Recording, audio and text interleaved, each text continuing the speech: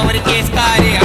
ஒடுங்குவாரு ஆயிடுவங்க உள்ள கோளாறு வேண தகராறு வாய விட்டா செத்துடுவேன் நீ சுடுகாட்டில பத்திடுவேன் தேவையில்லாத வார்த்தை விட்டா சீலி சமன் எத்திடுவேன்